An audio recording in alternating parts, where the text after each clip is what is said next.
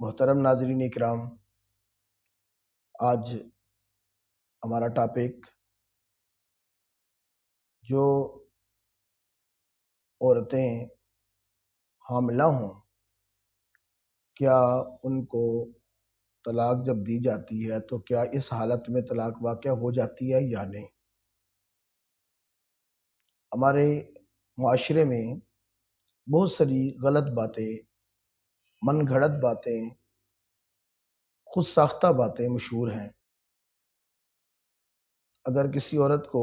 طلاق ہو جائے تو لوگ یہ پوچھتے ہیں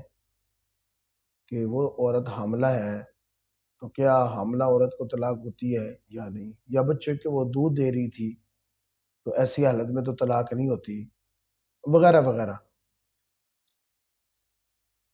سب سے پہلے اس بات کو سمجھ لیں کہ طلاق جس کا تعلق نکاح سے ہے، نکاح عقد کو کہا جاتا ہے، اور عقد کا مطلب ہوتا ہے گرہ، اور اس گرہ کو جو چیز کھولتی ہے وہ ہے طلاق۔ تو جب عورت نکاح میں ہو تو شوہر اس کو جب طلاق دیتا ہے، اس گرہ کو کھولتا ہے، تو عورت جس حالت میں بھی ہو اس کو طلاق ہو جاتی ہے۔ بچہ پیٹ میں ہو، بچہ دودھ پی رہا ہو، عورت خود سن رہی ہو یا نہ سن رہی ہو، موقع پہ موجود ہو یا نہ ہو، چونکہ طلاق دینے کا تعلق مرد کے ساتھ ہے، تو جب مرد عورت کو طلاق دے دیتا ہے تو وہ طلاق واقع ہو جاتی ہے۔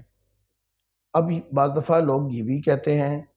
کہ جناب وہ بہت غصے میں تھا تو غصے میں طلاق نہیں ہوتی، بعض کہتے ہیں اس نے نشہ کیا ہوا تھا تو نشے کی حالت میں طلاق نہیں ہوتی۔ یاد رکھیے، طلاق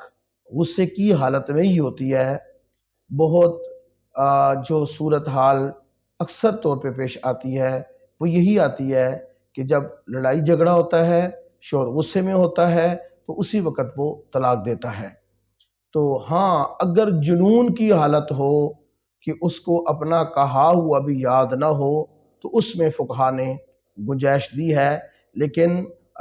اگر اس طرح کی صورتحال نہیں ہے تو غصے میں دی ہوئی طلاق واقع ہو جاتی ہے۔ اسی طرح جو بندہ نشہ کر کے آیا ہو، اس کے اوپر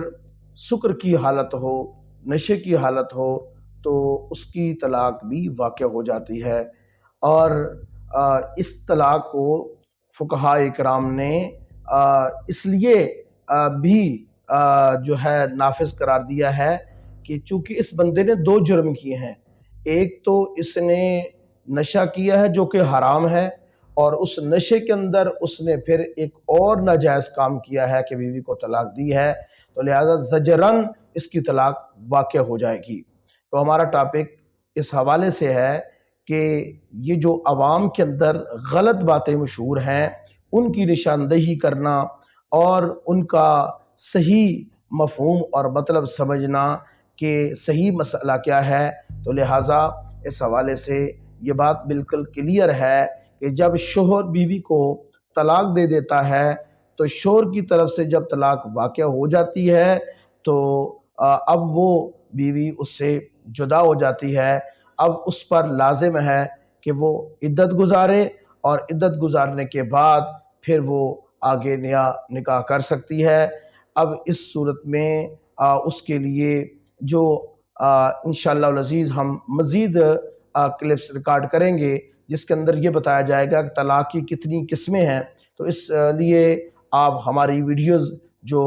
دیگر آ رہی ہیں ان کو ضرور دیکھیے تاکہ آپ کی معلومات کے اندر اضافہ ہو۔ وما توفیقی الا باللہ۔